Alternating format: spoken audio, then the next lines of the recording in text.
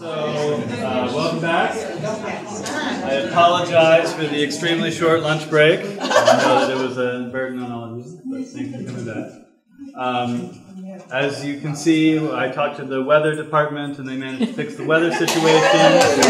So we have good services here at UT Dallas that do things like that. I'm happy to announce our first keynote speaker for the conference, Kristen Intemann, who is from Montana State University in Bozeman, but she's not coming to us from Montana. She's remarkably agreed to come to Dallas from her sabbatical year in Spain. So I guess Dallas is nicer than I thought it was. And please join me in welcoming Kristen. Thank you. I'm excited to be here. Really. and also thanks so much to Matt and also to Magna Groman for organizing this conference and for inviting me here. You all have done so much hard work with all the logistics and getting things to work, so thanks a lot. Okay. Yes, good.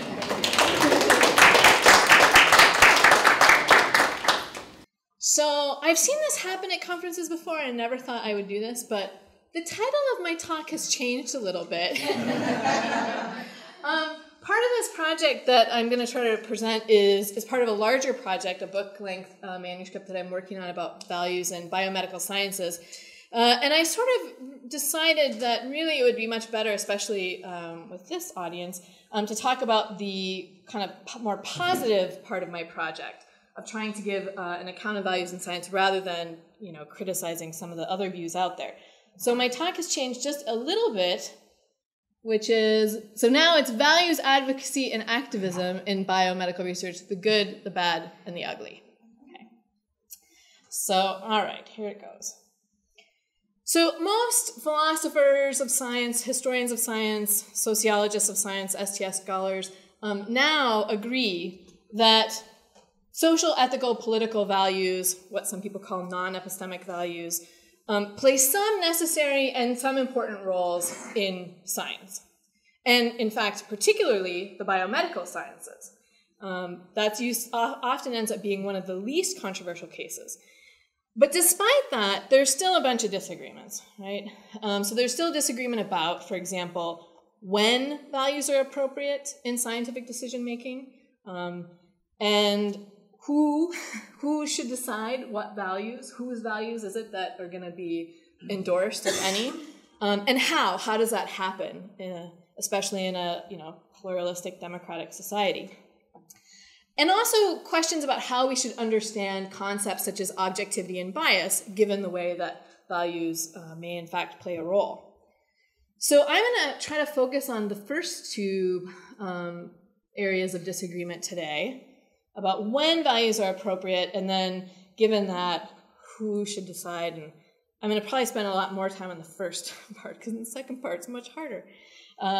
So anyway, that's the focus of the talk. So I take it that there is, to some extent, a tension in biomedical sciences, which I think has come out in part of some of the talks today already. And that is, on one hand, we think values are important to biomedical science, biomedical research. It's an area of research where the aims are incredibly intricately connected to issues about preventing or reducing suffering, about trying to, for example, improve the quality of life for at least humans, maybe more now, I don't know. But at the same time, values can be really dangerous in biomedical research.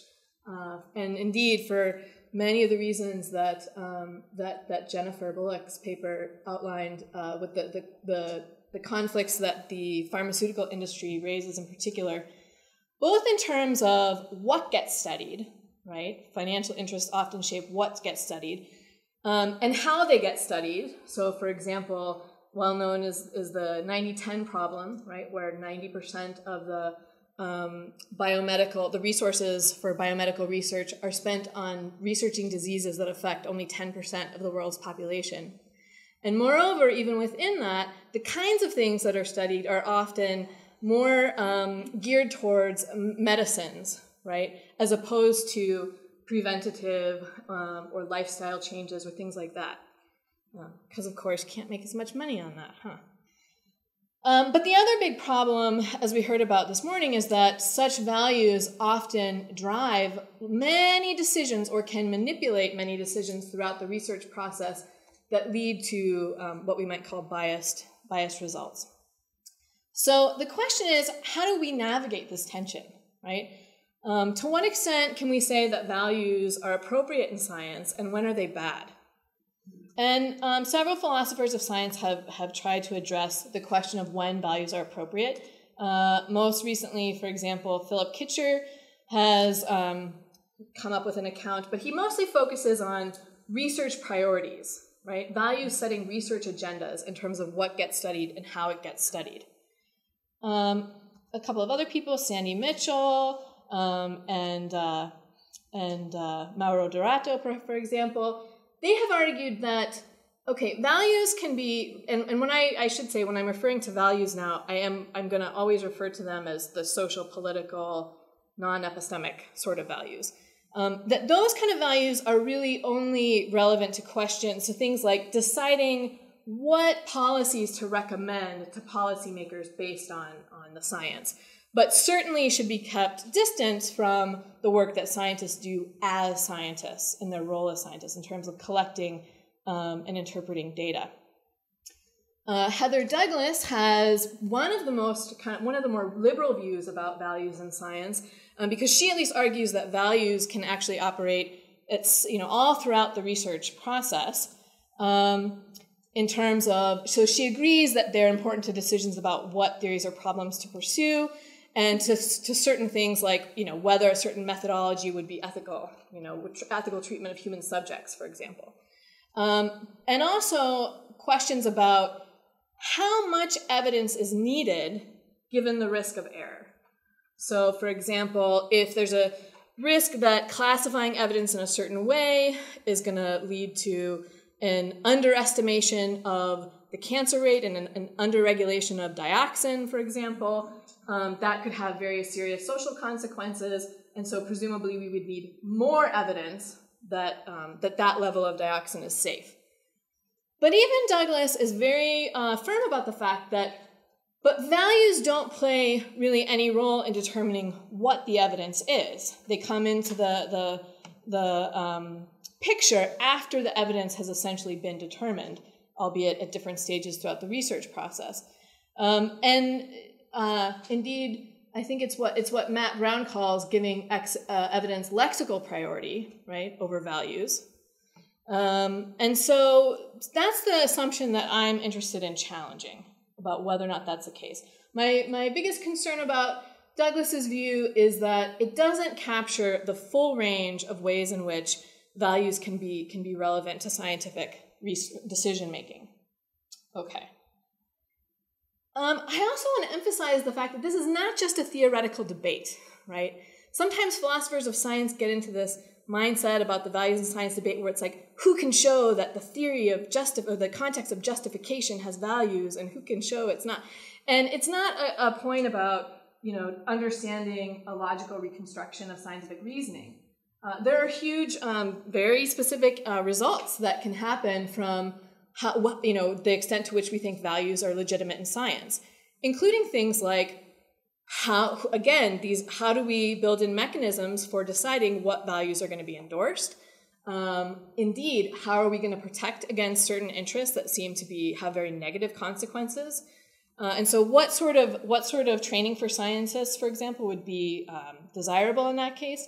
So it actually is not just a theoretical debate. It has a lot of consequences for how we structure scientific communities and how we try to protect science from the bad influences of bias while encouraging the good ones. Okay, so my aims, this is what I'm going to try to do. The first is to show that there's a variety of ways in which values can be relevant to what the evidence is in biomedical research. And some of these will probably be less controversial and some may be more controversial. But the reason why I want to try to talk about this is to try to look and see what it is about the ways that values are relevant that then might tell us something about when they're legitimate or not, okay? So the second aim is to try to draw out the implications that this has for when, more generally, values are appropriate in science and when they're not. And then, finally, to examine the implications this has for the obligations of biomedical researchers. This is going to address the question more about whose values and who gets to decide. And in the end, I'm going to argue that scientists and research communities actually have obligations to engage in a certain kind of advocacy and activism for certain values. And I will talk about whose values and how we decide a little bit. So, okay. That's the game plan. So one of the first ways that, that values can play a role in scientific reasoning, and especially in determining what the evidence is in selecting certain evidential categories. So take, for example, epidemiological research on racial health differences. Okay. So there's lots of different ways that we could theoretically classify race, and indeed many different ways have been used. Up to before, I think it was 1989, many epidemiological studies used the so-called one-drop rule, right? So you're white. If you have one drop of non-white blood, you're classified as non-white. Many people were uncomfortable with that eventually, and so eventually it changed to the race of the biological mother. But also many epidemiologists now use self-reporting. Sometimes it's geographical ancestry that's stressed and thought to be the best way to approach racial health differences. And some, such as Michael Root, for example, has argued for certain folk categories, perhaps, can be useful. That is, how do we use race in the US to refer to to different groups? And indeed, those categories are socially constructed in some sense. But because our social practices have tracked those categories, they may indeed have very real-life health consequences for people. So my claim is that, well, which system of classification you use is going to depend in part on the social aims of the research and on certain values that are at stake in the research. So if, for example, the goal is to try to identify and abolish differences, health inequalities that are the result of unjust discrimination, right? That might, for example, be a reason to prefer either adopting self-reporting or perhaps using some sort of folk category, right, of race. If it's the case that what we're concerned about is trying to identify genetic differences in drug metabolism, for example, which you might be very concerned to do to try to ensure that the medical interventions produced don't disproportionately benefit one part of the population at the expense of the other or increase health disparities. But in that case, it might be that geographical ancestry is the most useful to try to track racial categories. And so the idea here is that it really depends on, in part, what the social aims and values of the research are. That's what helps justify some of these, the choice in the end. It may not be the only factor, but it's at least one. Okay.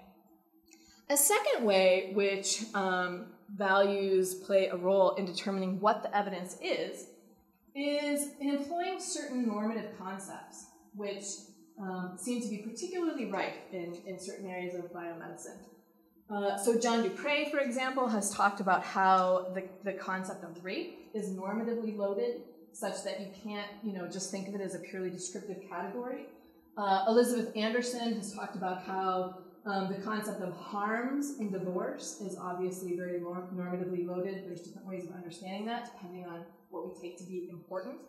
I've argued that being able to classify and identify, for example, the patients who have depression involve certain value judgments about what we take to be inappropriate and appropriate guilt, for example.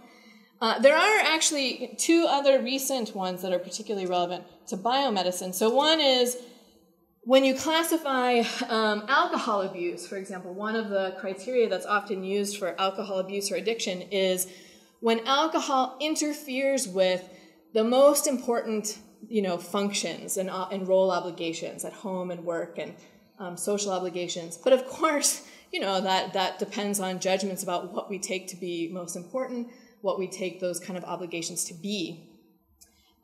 Similarly, in clinical trials, for example, the notion of an adverse side effect is also clearly very normatively loaded. What counts as adverse?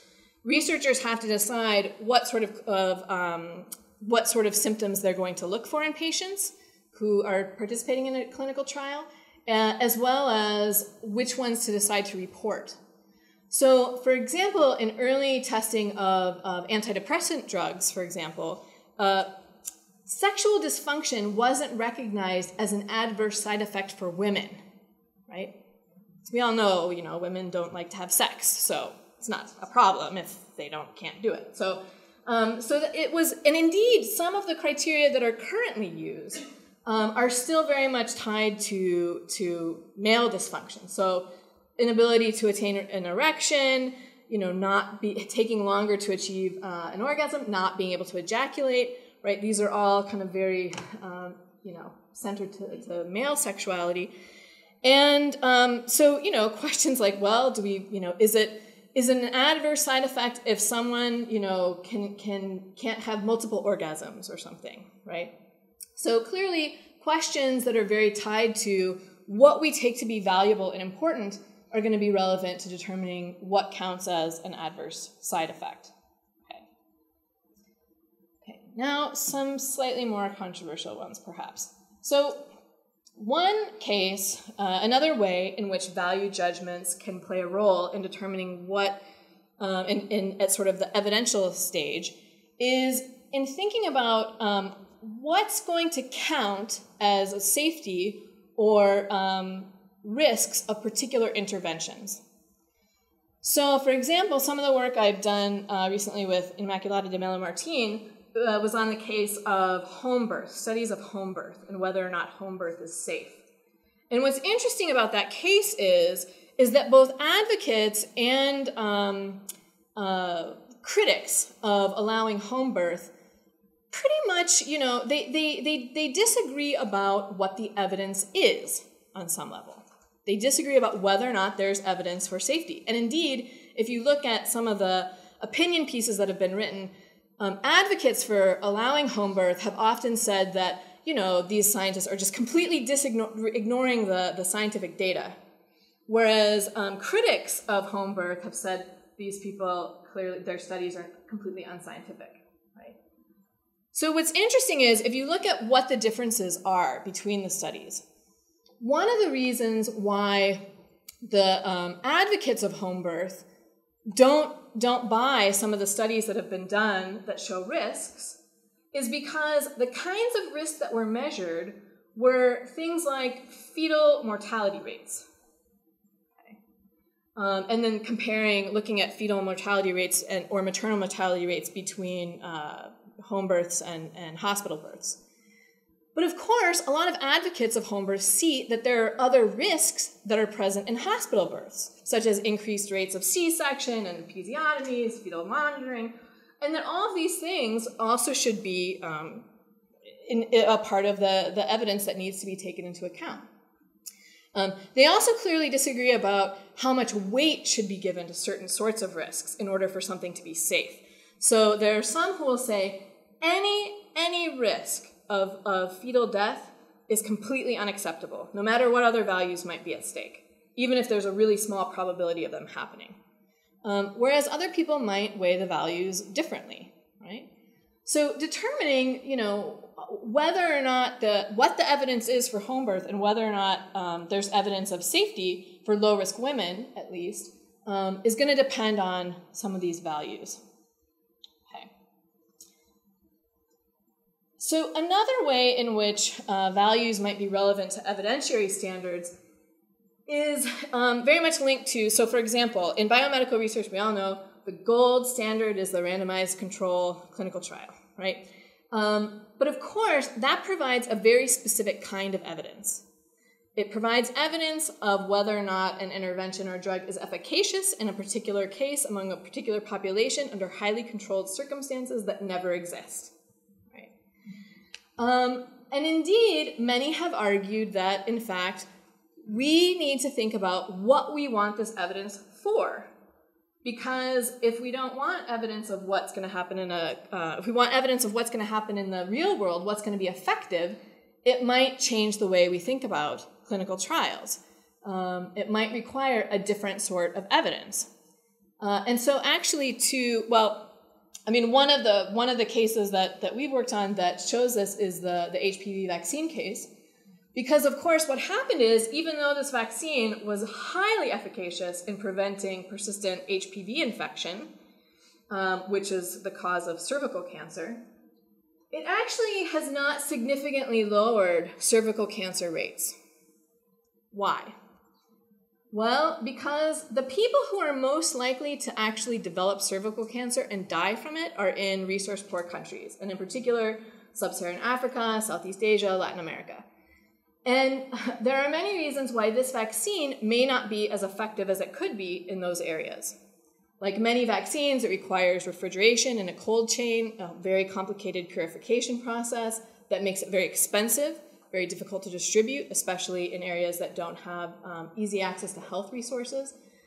Also, though, one of the things that's interesting is, and I'm going to come back to this point in a little bit later, it turns out that there are many different strains of HPV, and that the particular strains that Gardasil and the European version of Gardasil, the particular strains of HPV that these target are ones that are highly prevalent in North America, Western Europe, and not as prevalent in Africa, say, for example.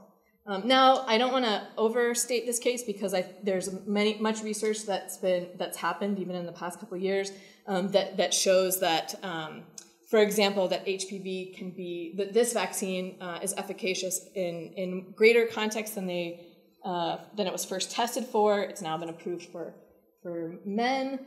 So, but nonetheless, it's certainly the question about whether or not something is efficacious doesn't necessarily determine what the evidence is that something's going to work. And what kind of evidence you want may very much depend on the social aims of the research. Okay. Now, I'm going to actually draw out this point about efficacy and a little bit more, but it's very much closely tied to other aspects of clinical trials. So, for example, inclusion and exclusion criteria.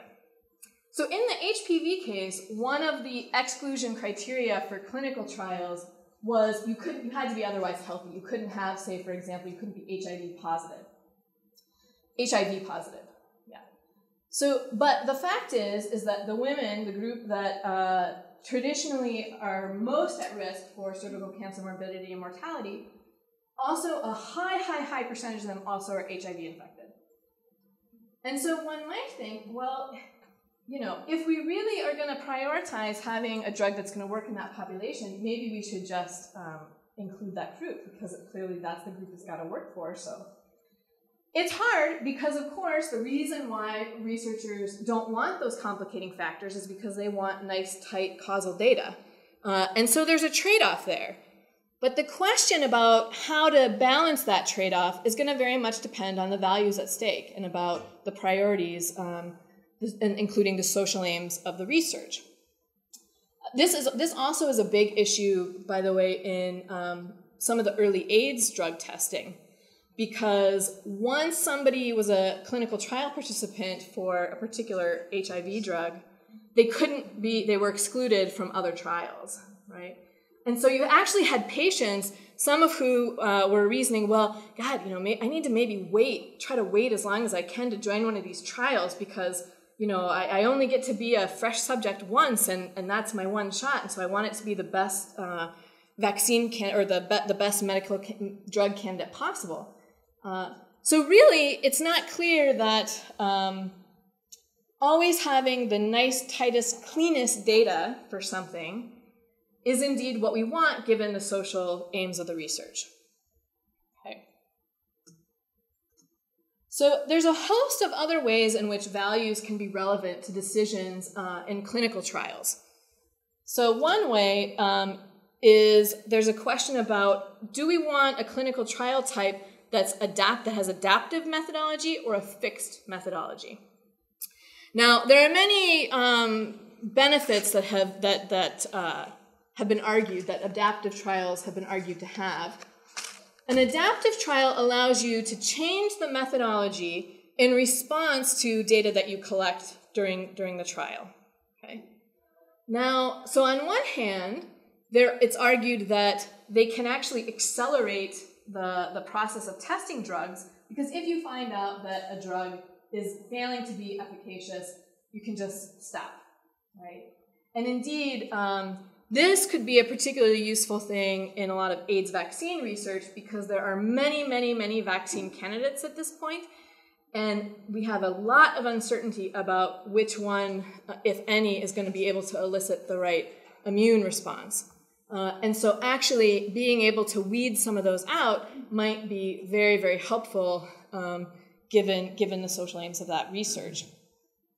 Another advantage that's been touted of adaptive trials is that actually the patients, the subjects, receive more benefits, because they can potentially have a more favorable outcome if, for example, the methodology is tweaked to ensure them better treatment.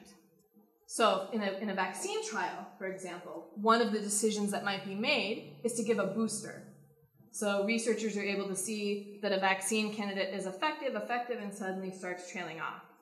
At that moment, they could then give a booster to the subjects, which would presumably improve their outcomes. So there are ethical reasons for preferring adaptive trials. There may be certain epistemological reasons for preferring fixed trials, both because they provide the cleaner data, which some might argue is more scientifically useful, but also because, as we heard this morning, when you start tweaking the methodology or prematurely ending trials, that's exactly what the drug companies do, right? When it sometimes can allow for situations of bias. Also because researchers have to have access to the data in order to determine what changes to make to the methodology, it's very difficult to maintain double blinding, because, and especially, for example, if you have to give a booster shot, right, they're going to know, even the patients are going to also have some sense of what group they might be in. Okay, so there's concerns about that as well. But my claim is that whether or not what type of trial is best given in a particular situation may very much depend on not just epistemic considerations, but also the social aims of the research and values about, for example, the sorts of benefits we think subjects in clinical trials ought to have. Okay. Another one is, so standard of care, and this came up this morning too. So questions about, if you're going to test a drug, do you test it against a placebo, or do you test it against some other standard of care that's currently in practice? And in particular, so for example, imagine again that you're testing an AIDS drug, and you're going to have a clinical trial in Africa. Do you use the standard of care that's like the best possible standard of care in the world, or do you use a standard of care that would be the normal standard of care used in that area? And clearly, certain ethical values are going to be important to informing that decision, right? And indeed, many people think it would be unjust to, for example, have participants in a clinical trial where they're not receiving the highest standard of care possible. Okay. Clinical trial sites, and actually this goes, the next point, composition of the human subject pool together. So again, just like in the case of HPV, HIV also has many, many different high-risk strains. And in fact, there's two main types of HIV, and within HIV-1, there's all these different clades. And so there are many hundreds of different strains. And also HIV is a virus that mutates very, very rapidly. So it could turn out, like in the HPV case, and indeed it is the case, that those strains are not, uniformly distributed geographically, right? They're very geographically specific. So you want, ideally, clearly, if you're going to test a vaccine, for example, you want a vaccine candidate that's going to prevent against infection of as many strains as possible. But it might turn out that some candidates are more successful with some strains than others. So there's a question about where do you put the clinical trial sites and what's going to count as an appropriate diversity of the human subject pool, an appropriate degree of diversity in your trial.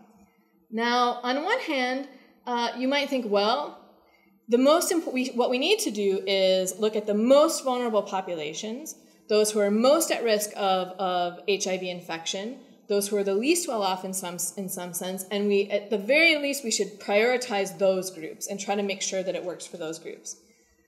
There are some people who might argue, at least theoretically, that no, actually, we need to prioritize people from the countries and governments that are paying for the research.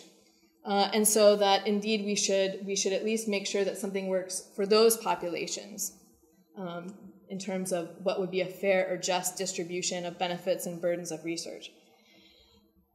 I don't endorse that view. I imagine many of you don't endorse that view. But the point is that it's a value judgment that's relevant to determining what's the best locations for clinical trial sites, as well as the appropriate diversity in a human subject pool. Okay. There's some other parts of clinical trial methodology where I think values play a role. I don't want to spend too much more time talking about those, however, because I also want to talk about, what these examples potentially show or don't show. So just to recap, there was a bunch of different sorts of decisions in biomedical research, and I've tried to argue that ethical social value judgments are relevant to help justify those decisions. Okay? They partly justify one decision over another. But as the other problem is that some of these are precisely the kinds of decisions that, say, pharmaceutical companies manipulate or take advantage of. So we have cases, as we heard about this morning, where an industry-funded clinical trial will test their drug against a competitor, but at not an effective dose, instead of, say, a placebo, or instead of the normal effective dose of the competitor. Indeed, pharmaceutical companies may terminate clinical trials early if it shows that there's no evidence for effectiveness. They may try to change or tweak the methodology during the case. They may, for example, there are some research that predicts particular endpoints. So Kristen Schrader-Frechette, for example, uses, and Kevin Elliott has used the example of hormesis, which is, so hormesis occurs when some toxin in low doses supposedly has certain health benefits. And indeed, cadmium, for example, has been found to, in low doses, shrink testicular cancers in rats.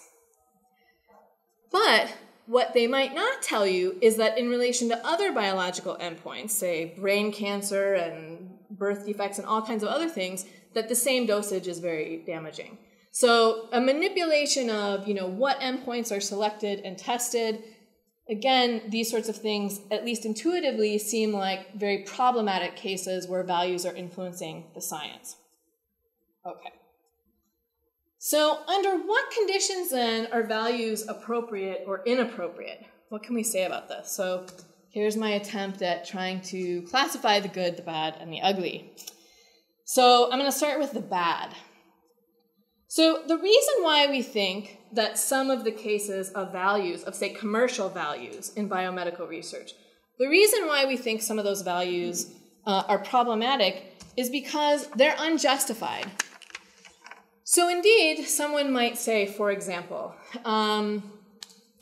well, homosexuality is clearly bad. It is a threat to one's quality of life, and therefore it's best understood as a disease or an illness. Okay? Well, the fact that something is a threat to quality of life or something might very well be relevant to deciding whether or not something is a disease, but we don't think that's a value judgment that's well supported. Okay, it's not. It seems intuitively wrong. Similarly, when companies say, well, it's more important to have a drug for those who can afford it rather than for those who are worst effective, that strikes us as intuitively problematic because it seems unjustified. We don't have good reason to support that value judgment. Okay, the ugly. So in some cases, it's not necessarily the case that the value judgment is unjustified, so to speak. It may or may not be. But it's irrelevant to the decision being made. So, for example, if I say, I want to keep my funding and I want my Merck stock to go up so that I can make money, and so therefore I'm going to test a competitor drug at a less effective dosage rate for my clinical trial, that just seems irrelevant to the decision being made, given the social and the epistemic aims of the research. Okay? It doesn't seem relevant. Similarly, this is also the same thing for value judgments that we might take to be intuitively justified. So if someone were to argue implicitly or explicitly, well, it's really important to promote equality, and therefore I'm going to interpret the data as supporting egalitarian values regardless of what it shows. Right? The values might be very good ones, might be well supported, might be well intentioned, but it doesn't seem that given the epistemic social aims of the research that would be very relevant to the decision about how to interpret data, so to speak. Okay. So then, what are the good? Well, unsurprisingly, it's cases where the values are both justified and both relevant to the decision being made in that particular context. And whether they're relevant is going to depend upon, again, whether they promote the social and ethical and epistemic aims of the research. Okay? So the examples that I've tried to use are examples that I think meet these criteria often, right? Where, in questions about evidentiary standards, in employing certain normative categories, in thinking about how we classify race, for example, that values, ethical values, are indeed relevant to those cases. And then the question is, what values ought we adopt? So what values should we adopt then? Okay, now's the really hard part. So which values, whose aims, and who decides? Okay. Well, I agree that scientists alone cannot make these decisions, right? If for no other reason, then they don't really have any of the sorts of expertise, and indeed, they're often discouraged from thinking about values, from learning how to engage in ethical reasoning, and it's certainly not currently a part of at least traditional RCR training, for example. So there must be some way for scientists to work with a diverse group of stakeholders. So when we think about what values are relevant, it's not whatever aims individual scientists have in mind. Because of course, I imagine that industry-funded scientists are thinking, well, my aims of my research is to help make a profit or to help make sure I don't lose my funding or whatnot. So it's not, the aims of the research are not just individually determined by scientists.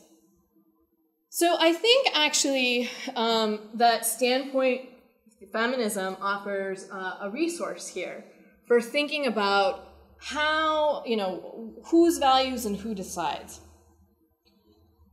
Standpoint feminism is a very complicated theory. It's often misunderstood in a variety of ways.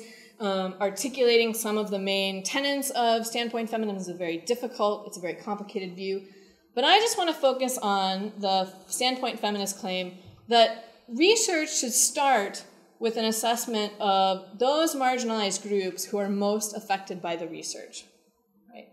So if you're working on a particular health problem, like HIV prevention, the very first question needs to be, who is most affected by HIV and AIDS? And then work with members of those groups at each stage throughout the research process.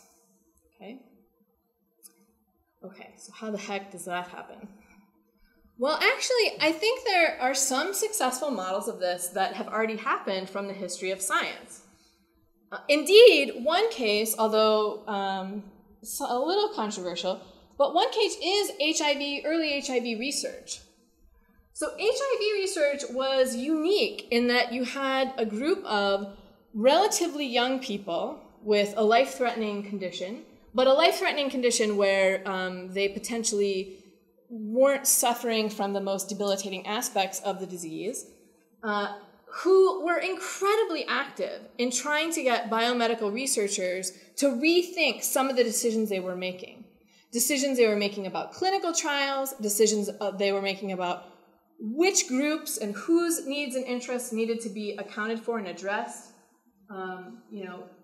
Many concerns about the fact that, when the first testing of certain AIDS drugs happened, it tended to be almost exclusively in middle-class white men. Certainly, there was not, a lot of thinking about, other countries, for example. But because of the pressure that was put on by activists, indeed, researchers involved activists at literally every stage of many research projects. So one of the things that popped up are these, community advisory boards, which are now actually being used in a lot of different types of research, especially in sociology and in some health sciences research, where you try to have a group that brings together representatives of the various stakeholders at stake to discuss some of the value trade-offs that have to be made, and to make sure that scientists are aware of the interests at stake, the social and political and economic conditions that might pose challenges to particular medical interventions, to make them aware of that. And indeed, today, even AIDS vaccine research, which might be criticized for many reasons, it still has pretty impressive coordination between both public, profit, nonprofit, and pharmaceutical researchers, but also representatives from affected countries in terms of deciding what the priorities should be, how certain decisions should be made, what sort of methodology should be employed, and what sort of values might be relevant to determining those. So my claim then is that this all gives rise to a certain sort of advocacy obligation in scientists, right? That scientists have obligations to be advocates for collaboratively developed social and epistemic aims of research. And there's a couple of reasons there are a couple of bases for this obligation. One reason I think scientists have this obligation, this obligation is that they conduct or benefit from publicly funded research, right? So even the pharmaceutical companies, their research actually benefits a great deal from publicly funded research, because a lot of the basic research that gets done that then ends up allowing pharmaceutical companies to bring certain drugs to trial, for example, is done with NIH funding. So even some privately funding research benefits from the publicly funded research. And indeed, and also, I guess I would also say here that because the outputs of biomedical research also significantly affect society, that also gives rise to obligations to try to be advocates for those most affected by the research. Second, scientists have this obligation because they do have unique expertise that gives them insight into the scientific decisions and uncertainties that might be relevant. So while community advisory boards and members of effective groups might have expertise in some of the social, cultural, political conditions that might be relevant to the decisions scientists are making, scientists have an understanding of the science that at least lets them know when values might be relevant, and also what trade-offs might need to be made, and some of the empirical evidence that would be, or information that would be very important for making such decisions. But scientists, as I've said, don't have the special ethical expertise and cannot make decisions about which values to advocate alone. Or at least I think to the extent to which they do that, it is more dangerous. Okay, so last section here. So how do we support this? If scientists do have an obligation to advocate for collaboratively developed social and epistemic aims of research, how do we support that obligation? And this, certainly is just some initial ideas, not well worked out yet, so there's probably others. Some have proposed new mechanisms for research funding. So, for example, Brown has argued that we need to devote more public funds to research. Others have advocated for, I think, for example, Rees and Wchich have argued for an international health institute that would be like the NIH, but on a global scale, so that there would be public money devoted to that. Others, De Winter, for example, who's not up there, but he advocates for having private organizations, but that are not profit, for funding more research. So giving more money to private nonprofit organizations to do research. Also, one thing that I think could change a lot is having the social impacts of research be a more substantive, more significant criteria in grant evaluation. So right now, the NIH, for example, doesn't really have the social impacts category. It does have, so there is a criteria related to whether or not this is likely to address a health problem, and so a savvy person might indeed take into account what any social or political or economic hurdles to that. But especially since it's often scientists reviewing these proposals, they tend to think more in terms of the scientific merits as distinct from some of these social impacts. And even the NIH, which has a broader impacts criterion for grant evaluation, it first of all is not uniformly understood in the same way. They have lots of examples, but they say you don't have to have all of them, and so some people might just fulfill it by, say, having the participation of underrepresented groups. Others might have it in terms of dissemination of their research or the training of new scientists. And so it's not necessarily tied to the public good, promoting the public good, for example. And so a more robust way of doing this would be if in grant evaluation, the ethical social aims of the research had to be more explicit and methodologies had to be justified, for example, partly in relation to those, how those would be promoted.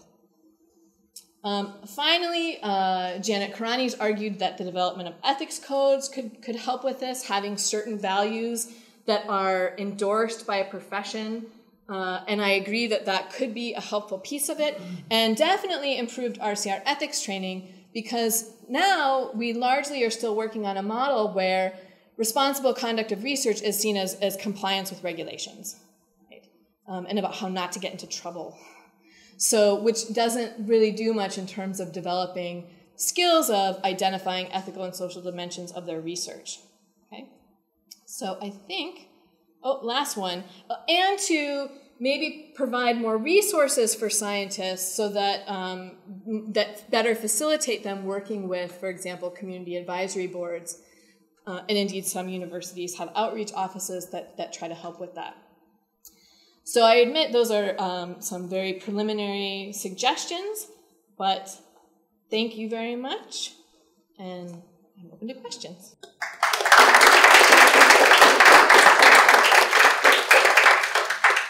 Do you feel your questions? Sure. Yeah. I was wondering what essentially motivates your research. So part of me wants to say scientific research is supposed to be unscripted. So, I'm transplanting this model to, say, research. I do history of philosophy into humanities, and it just breaks down because I'm saying, well, then we're not going to be doing research properly. It's not supposed to be scripted. That's the whole point. And through the magnitude of it, we'll essentially, figure out what's true and what's not. Now, on the other hand, I'm more sympathetic to this view if what motivates you is, say, resource allocation.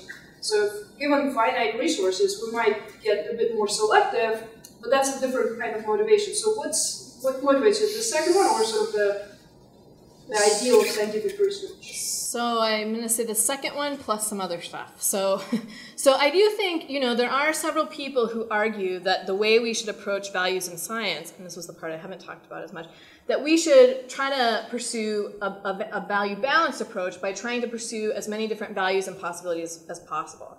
So Miriam Solomon, for example, has said, we need to diversify as much as possible, research directions. And yes, some are going to be driven by the pharmaceutical company, but then some are going to be driven by nonprofits. And through all that, you'll get the best. It's a very Millian sort of justification or view about how to produce knowledge, right? And so part of my concern with that is that there are indeed, that's not very realistic in terms of there are indeed very scarce resources.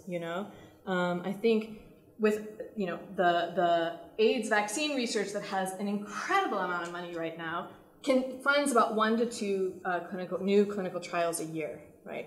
So it's still very very competitive, and so I do think that that's part of the problem is you can't it's not just let all the flowers bloom. But I would say the other thing that motivates my research is that I believe these value judgments are being made. And they're currently being made often implicitly. And they're currently being made implicitly by the people who happen to be doing science, who historically have been, a fairly monolithic group or homogeneous group. And so my concern is that in often cases, their value judgments may not be justified, right? And it's not, I try not to be, I'm not trying to be critical of scientists who do all kinds of wonderful, amazing things. But I am trying to think about how can we make science even better and more socially responsive, ideally, and at least biomedical research. Yeah, Mark? Okay, so not surprisingly, I'm going to have a question about, the AIDS stuff. And ACT UP obviously ends up doing good work, although there are a lot of problems that go on before that. My question for you has to do with the assignment of at-risk groups, which is specifically what I've been doing. So in 1981, when Gottlieb publishes the first piece in Morbidity and Mortality, he indicates that the 5 index patients for what was not then known as AIDS are all homosexual, right? Right. This assignment of homosexuality as an at-risk category is almost an immediate catch-22, because on one hand, what it does is it alerts the gay communities, and in fact some people have argued, some gay historians have argued, that really this allows for a coming together of the gay community, especially in San Francisco. And you get controversies with the baths and so on and so forth, and there are a lot of human rights issues. However, what it also does on the negative side, you lost your start,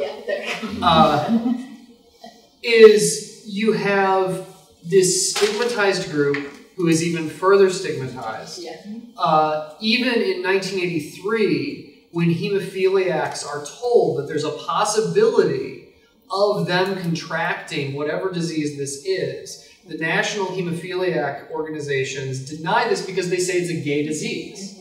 You have issues of different ethnic communities saying this is a white male disease, all because of who is indicated as the at-risk group. So my question for you is, what do you suggest in terms of the assignment of tags, to go back to yesterday's workshop, right? So we're tagging an at-risk group, or we're tagging at-risk groups, and we have to be so wary of the stigmas that follow, because almost immediately, by the time we get to 1983, AIDS is still referred to in the New York Times as GRID. It's still considered a gay disease. And factor VIII is still on the shelves, and even in 1985, infected factor VIII is being sent overseas. So I think it's an excellent question, and I think it's a hard question, and one that I need to grapple with. But here's my preliminary response. So for one thing, I do think that there are all sorts, that it's even more than some of the issues you brought up, but there's huge debates about well, what do you mean by marginalized group? Do you mean the highest number of people affected by a disease? Do you mean the people who are least well off within some of those groups? Do you mean, there's many different ways that might be conceived. And how best to conceive that is a conversation that needs to happen. It's also a value conversation, and it's not currently happening because we're not even this far, right? So I agree that that's a difficult issue that would need to be addressed. My other point that I'd like to make, though, is I don't think that necessarily it needs to be a fixed category, so that can't, for example, be revised in response to new research. I tend to think that the groups that are affected might include actually not just particular people who are affected, but again, things like representatives of different governments and families of people and activist groups and treatment providers, that also then makes it the case that it's not just about a group of victims, so to speak, right? But I agree with you that it's a substantive, difficult question. Yeah, I mean, considering the speculation by the WHO is that 90% of people who are infected with HIV have no idea they're infected.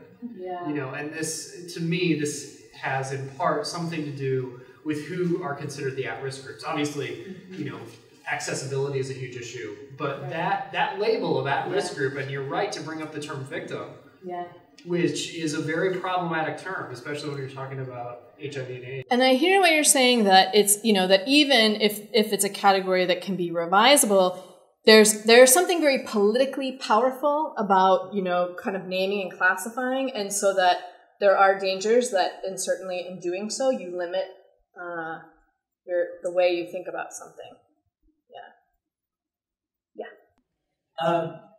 So I have a very quick question, probably also historical. Thanks a lot for your talk. Do you believe that scientists in the past, at least in biomedical sciences, they haven't been the advocates that they should have been? Because what's really interesting to me, if you just sort of move a little bit in environmental science, it's total opposite. That's right. They were the advocates. They have been even set up the value agenda. Right? Biodiversity comes out of a discussion between scientists that had nothing to do with all the other. So I want to be careful here because and I don't want to even lump all biomedical science together. I think there are some scientists who have indeed been advocates in this very sort of way. There are some who haven't.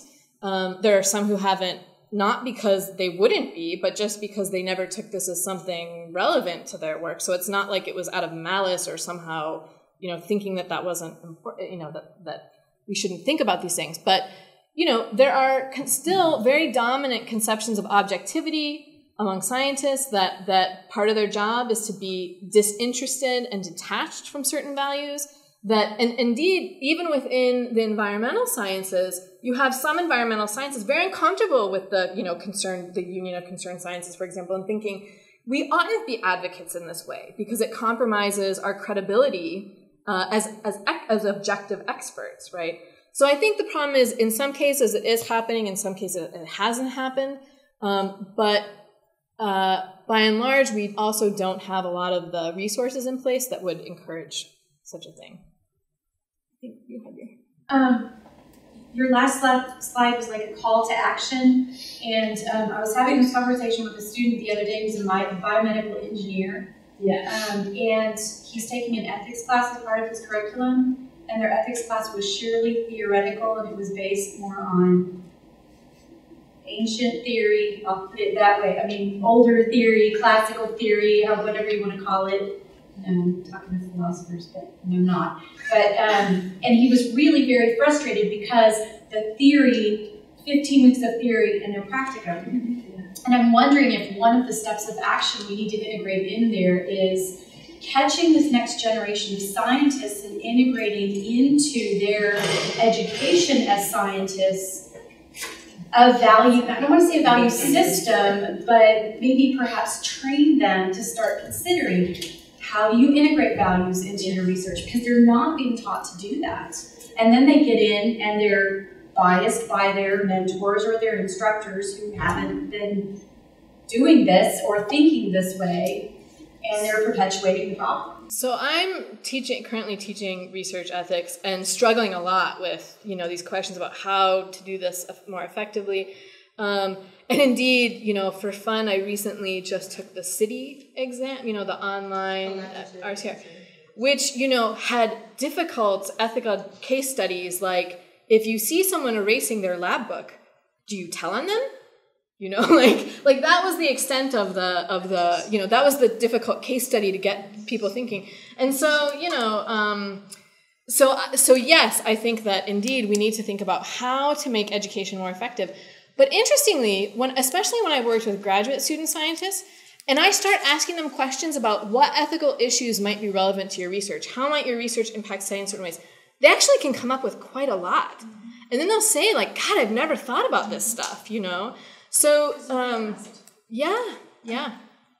So, that's something hopeful, I guess. Yeah.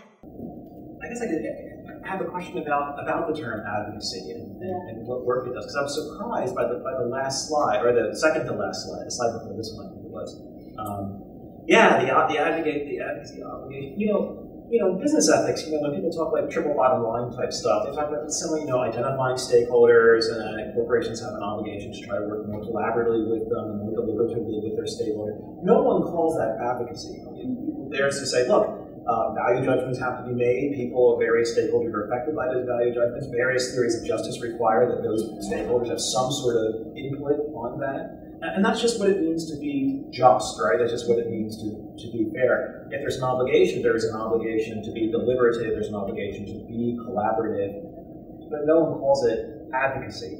So I wonder if you mean by this advocacy maybe something more than just an obligation to be collaborative in your work with key stakeholders, in which case, if that's all you mean, are you using the word advocacy purposely to kind of get some rhetorical punch, but as you know, there'll also be some blowback with that particular term. I know. And if you mean more than just being kind of like... I do mean more than that. So, part of it is, and the reason why I chose the word advocacy is because even among those who do want to make room for, the different ways that values can play a role in science, there is this aim at trying to make sure to be balanced. And I understand where that comes from because, of course, it is, we don't want, individual scientists making some of these decisions, and especially in a pluralistic democratic society. But what I'm saying is they have an obligation to advocate for particular values and interests that are determined by that community of stakeholders as they make decisions throughout the research process. And that they have to be accountable for, at least to the best of their ability, trying to promote those values in the choices that they make. Working collaboratively with the stakeholders is a way to formulate the values they have an obligation to advocate for, but indeed, they have an obligation to support particular values and social aims and try to advance those, is what I'm claiming. Values that have been justified in the collaborative process? It seems too strong to say simply because I identify the marginalized group most effective, therefore I automatically have to become an advocate for all of their values? Well, it's not that you necessarily have to become an advocate for all of their values, or that being an advocate means you accept all the values, but it means that that to the extent to which the social aims of research have been set, by a larger group, right? You have an obligation to try to, when those values are relevant to the decisions that you're making, to try to to include them as criteria that you're appealing to rather than ignoring them, for example, right? I realize this is masking some very complicated things here because, of course, values can conflict and what do you do when? But that will all be worked out in the deliberative process then, right? That's going to be the point of the collaborate, right? Where the stakeholders present their values and their justifications for them and when they think they're relevant, and that's all going to be worked out discursively. Is that good? Yeah. Okay. Another follow-up question from that one. I take it that the enterprise bioethics isn't a single enterprise, it's multiple enterprises. And so one enterprise bioethics is a form of collaboration. We philosophers can collaborate with people in the sciences and do work, create conversations to lead to insight, promote values in certain kinds of ways. Maybe not promote values, but make distinctions that would be helpful, haven't been made, and so on. And there's another kind of enterprise in bioethics, though, where you find bioethicists who wanted to play much more of an activist role and bring certain new stakeholders to the table that haven't been there before. And I think that sometimes someone can wear both of these hats simultaneously, but also, regardless of which enterprise you're undertaking, for the purposes of these specific suggestions or form of deliberation, I was wondering just a little more specifically on who these suggestions are formed to. Because, say, in UNC, considering infectious disease, we've got people receiving NIH funding to do research in Africa, right? And we have people to do research in prisons in North Carolina. So that's all NIH funded. NIH has a bioethics center. Philosophers. Yep. Come in and so there currently are places where these types of conversations are happening. So I guess just a little more specifically, where do you think these sort of suggestions would be most helpful? Well, so I do think that by and large they're going to be, research area specific, at least, right? So that it's not like there's one for bioethics or there's one for biomedical fields and what's interesting to me is, it is often the case that with respect to a particular research area, and especially, like in the calls for grant proposals, there are often some social aims alluded to, or the way of conceiving a public health problem in a way that makes clear what sort of problem they're trying to address, right? But then what happens is that many scientists then think, yeah, that's why I'm doing this, for that, to help the world in that way or whatever, but now I'm going to go do my research, right? And so they see it as somehow the motivation for it, but not as relevant to the decisions that they're making, right? So I do want to say that I think, for example, different health problems, different disciplines, different subfields may have different, the sorts of values that might be at stake might be very, very different, obviously. And indeed, in some cases, in other sciences, for example, I can imagine that there aren't as much in terms of the social aims of the research. So, which is one reason why I at least tried to focus on the easier case, right?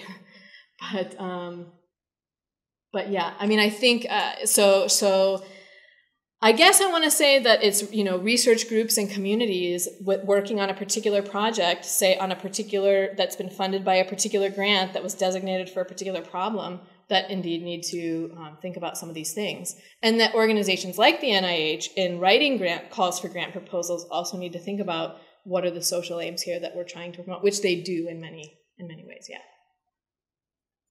I want to ask a question about blowback, right? So I remember reading a recent poll, fewer than 3% of research scientists are registered Republicans, right?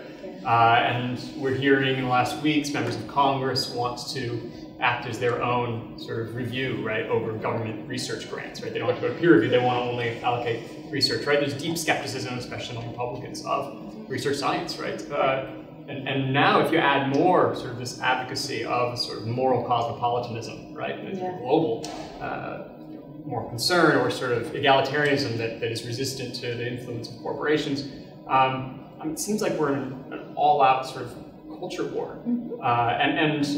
Maybe that's what we have to do, right? Because maybe there's already a culture war and just the good guys are losing. But I wanted to say, like, what more politically needs to be said or done or prepared for to move in this direction. So I agree, of course.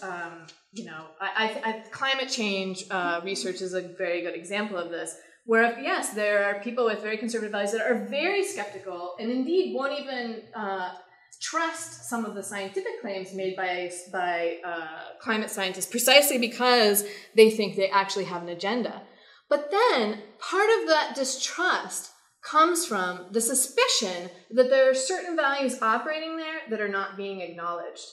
And the whole, climate gate scandal in the US, right? I mean, that's what some of the people jumped on. They said, aha, see, they're totally trying to hide things from us, and they're making these methodological, statistical decisions based on their personal values and crazy liberals. And so in some ways, I think that while there's that being more explicit and transparent about the values that are at stake and the assumptions being made,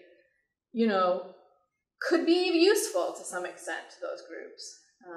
Even though I realize that there would be blowback too. I hope you're right. So, well, yeah, me too. Yes, yeah. I have a lot of questions, but let me start with, and I want to come on, but I think I like the introduction of the requirement that values be relevant. Yeah. But I worry that it could potentially rule out too much. Mm-hmm. So one of the things that Heather Douglas emphasizes is you want to make value judgments which are going to do the right thing vis-a-vis predictable but unintended consequences of the research. Right? And those seem like they may be irrelevant to the epistemic aims of the research. I want to know whether this chemical prevents weeds from growing. But the issue is that it kills fish when it filters into rivers, which is irrelevant to the causal connection I'm looking for. Right? So that's obviously the wrong way to cash out relevance. Right. But I wonder if there's a right way to cash out relevance that's going to sort things the right way. Yeah. So I agree that there is a risk that it would, try to constrain things too much. I don't know that it would. It's not the case that. So the fact that a value judgment is relevant doesn't necessarily mean it trumps all other considerations at stake, right? So it's not the case. For example, in the case of what categories we should use as race, for example, some people have actually argued, well, we should stick to, for example, race of the biological mother because that's the only thing that's going to provide us data that's similar to the data we collected in, say, 1989. And if we want to measure progress, that's the best way to do it. And that might be a compelling reason, there might be epistemic reasons that override the social ones in some case. And so I guess my preliminary answer is just because it's relevant doesn't necessarily mean it would trump if there were reasons to pursue other things or if there were unexpected results that you wanted to pursue. I don't want to say it would rule those out, but I agree that it's a tricky thing to say what counts as a value judgment being relevant to a decision being made. Did you have a follow-up on that? Or? You may have just answered it. Thank you for your talk. I appreciate you being concerned about whose values we're talking about. And when you said, the relevant values, those are the ones, at first I was very relieved. Then I became concerned that talking about the relevance is just a way of kicking the can a little farther down the road. Whose relevance are we going to be talking about here? Can you explain to me a way in which this relevance doesn't just do this? I prefer it didn't. Well, so if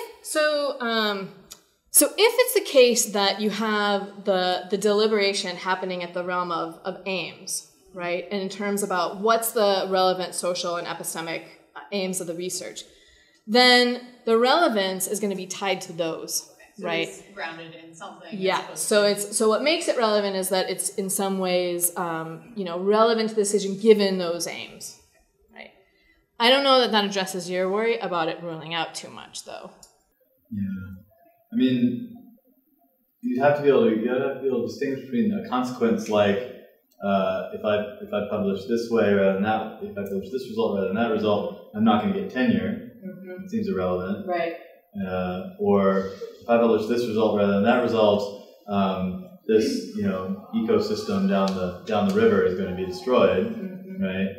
Which is unrelated to the project we gave them here. some other sense of Yeah. Those are both those are both, Yeah. consequences not tied up with the aim of the research. Yeah. I mean, so the notion of relevance is exactly to try to weed out the first example, right? I mean, this is a concern I have about Douglas's view, that other people have made this point too, that, she seems to base, values, scientists have to consider the ethical consequences of their decisions because there are ethical consequences. But then I worry, well, there's all kinds of consequences to research. And so if the obligation is based solely on the fact that it's a consequence, why not all these other things, But I need to think a little bit more about whether then I've ruled too much out. So, I mean, yeah, I think that's a good question. Yeah.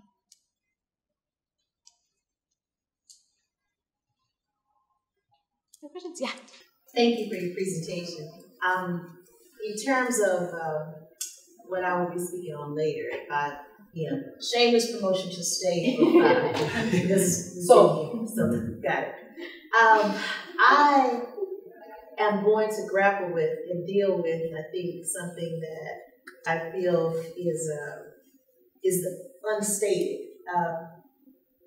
Kelly, as to what you just said. The issue of looking at the consequences of relevancy oftentimes is in the hands of the people in power to make those decisions.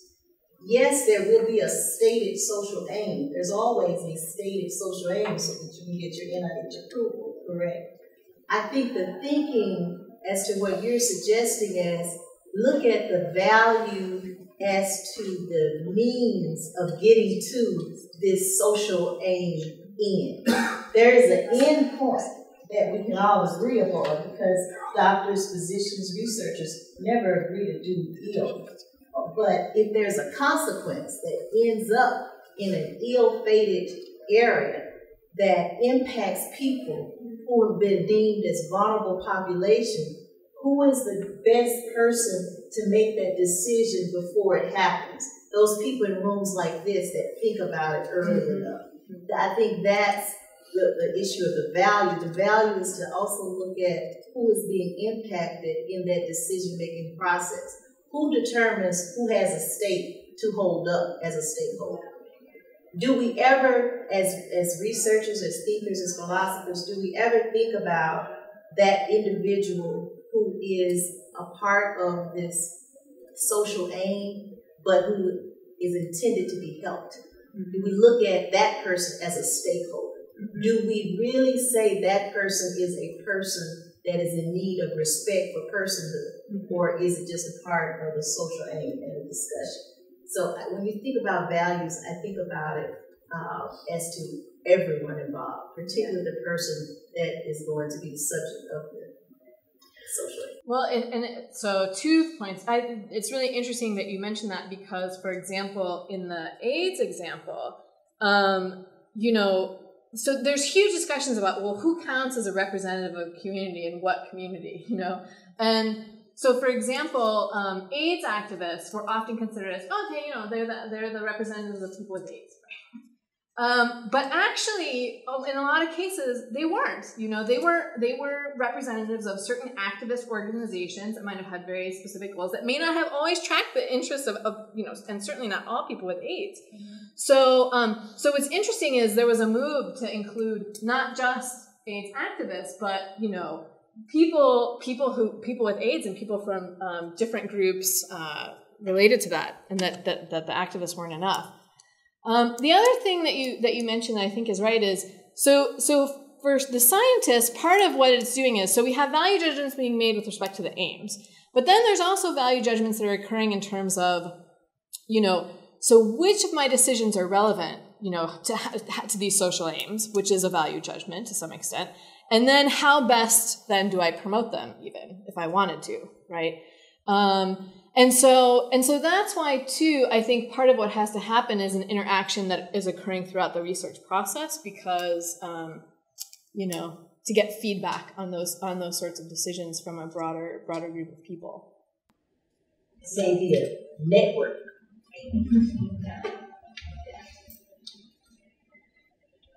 Thank you, speaker.